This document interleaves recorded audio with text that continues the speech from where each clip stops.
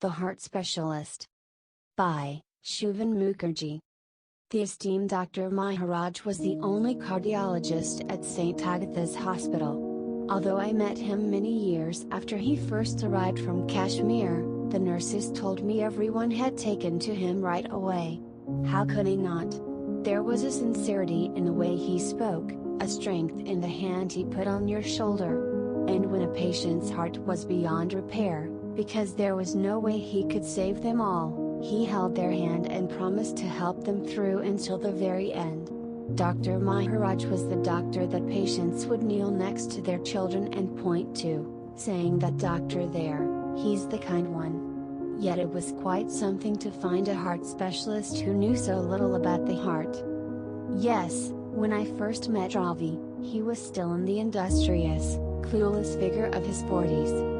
He used to bustle through the wards like a portly bowling ball. White-coated junior doctors would scatter in his wake with murmured apologies. His evenings were spent at the hospital seeing extra patients and writing clinical letters.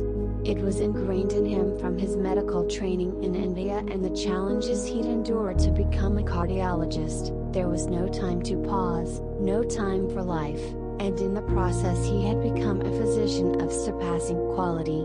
Though, as I remarked to him years later, if someone spent that much time at work, you'd expect them to be pretty damn good at their job.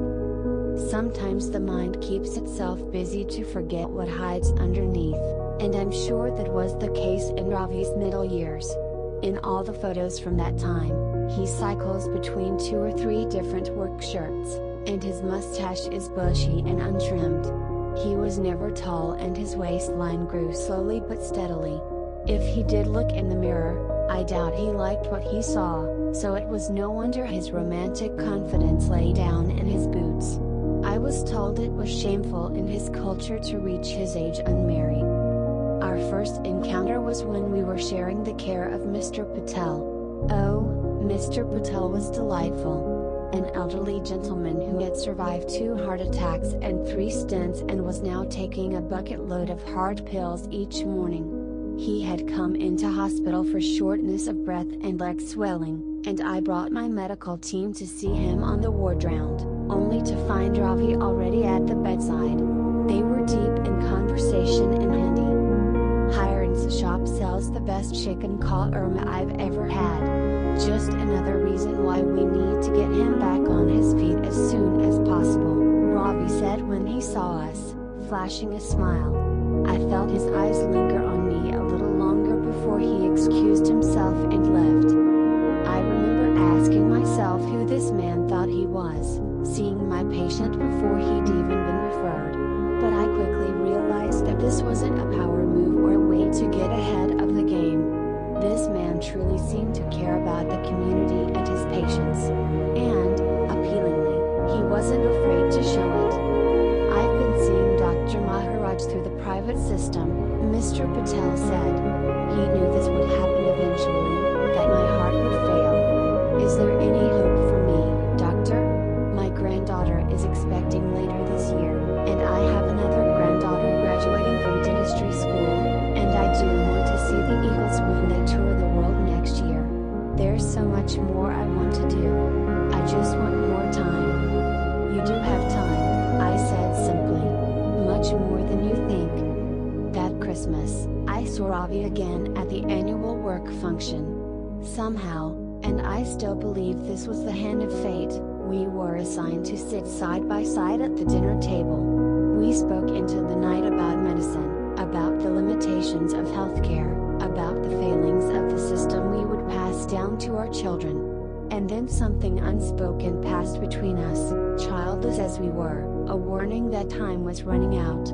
I saw it in his eyes that night, a deep-rooted longing to be himself, a willingness to take a chance, and a promise that I could be the one. Our love was charmingly bradycardic, the rhythm steady, the beats slow. I was surprised to learn he had never kissed anyone, let alone had sex.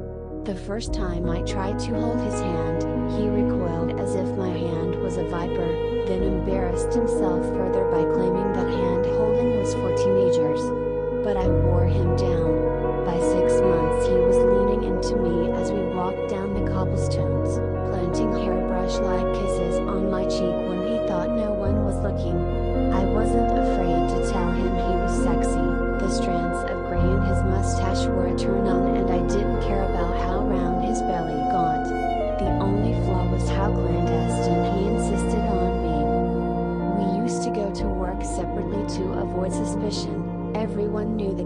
gynecologists were awful gossips.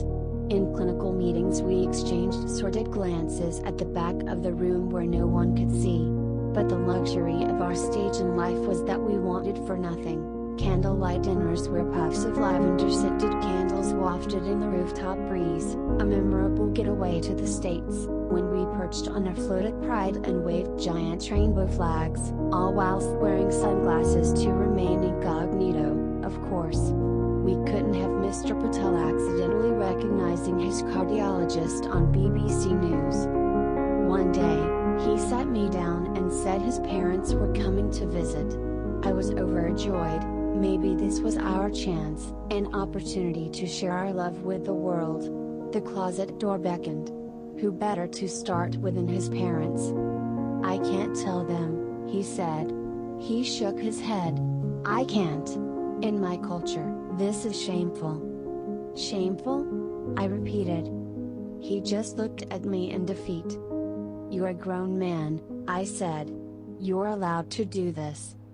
I was hoping you would understand, he replied. If we just don't see each other while they're here. He took my hand. I'll make it up to you once they leave. I pulled away. No. How much longer can we do this? I'm tired of creeping around like we're doing something wrong, like our relationship doesn't mean anything. And you think people at work haven't noticed already? Cat's out of the bag, Ravi. Let's tell your parents and enjoy this the way we deserve to. Then he said those awful words again, I can't. For the next 10 years I saw Ravi mostly from a distance. We did our best to remain professional at work, since we shared patients all the time, and I tried not to dwell on what he was thinking when we were forced to discuss our cases. Such is the curse of working in a small hospital like St. Agatha's. I knew he saw my eyes straying down to his mustache on occasion, where I noticed the gray hairs multiplying. I said nothing when he lost a significant amount of weight over several months, though of course I pondered which exercise regimen he followed, or indeed if he was sick and hadn't thought to tell me. I even went to Pride by myself one year, sent sunglasses, and hoped that he saw me on the BBC. I saw less of him over time. He was promoted to Chief Medical Officer for the entire hospital and shifted his cardiology practice to purely private clinics. When we did encounter each other at St. Agatha's, it was always brief and professional. We became strangers for a time, but I was sure he never married, never even dated anyone else. He knew that year of his life with me was perhaps the only time when he had been himself, and that it was the closest he'd ever been to the happiness he deserved. He knew this, and that was why he waited. For reasons known only to fate, Dr. Maharaj once again came into my life at Christmas time. It wasn't at a Christmas party, I'd stopped attending those long ago, but somewhere altogether more poignant. Holding a bag of Indian takeaway, I pushed open the door to leave and came face to face with him. He was holding his umbrella stiffly against the rain. He looked down at the bag. Chicken shawarma, he said. I nodded, unable to get any words out. You heard about Mr. Patel? He said. I nodded again. A shame. Made it into his 90s, though. Interesto, eh? Wonder drug. You've fallen behind. There are better cardioprotective therapies now, he said, smiling. I bit back a retort about therapy. How? How have you been? I made a mistake, he said. I've regretted it every day for 10 years. I understand if you never want to see me again, if you've moved on. But if there's still a chance for us, if there's a chance for me to be myself again, I have to try. Better late than never. And your parents? I said. My heart pounded in my throat. They're dead, he replied. I don't know how a relationship blooms again after years of neglect. Once, we'd grown something pure and full of life, carefully watered and treasured like the most precious thing we owned. When it was cut down at the stem, its gentle, tentative growth faltered. But I knew the roots remained. And I quickly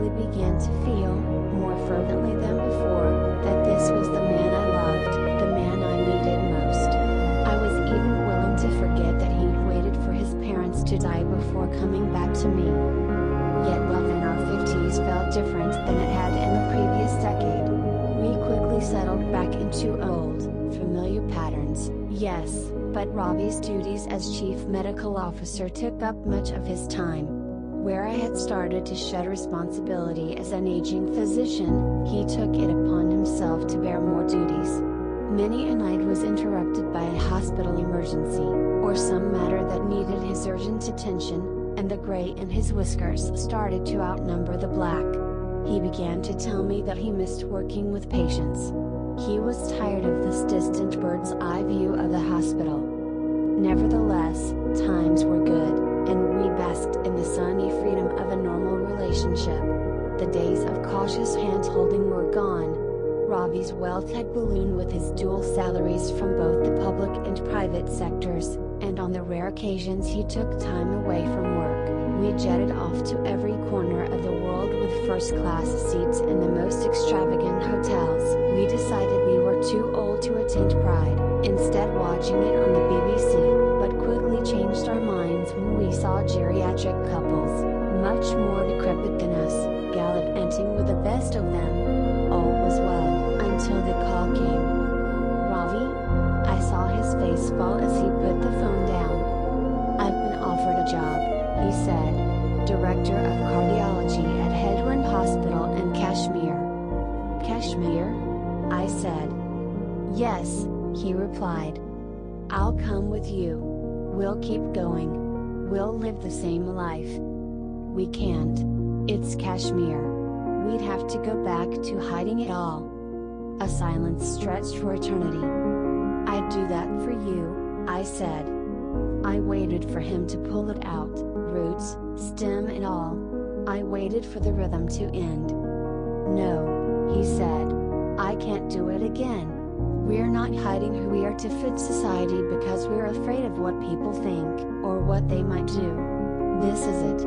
I want to hold your hand in public. I want to kiss you without being stared at.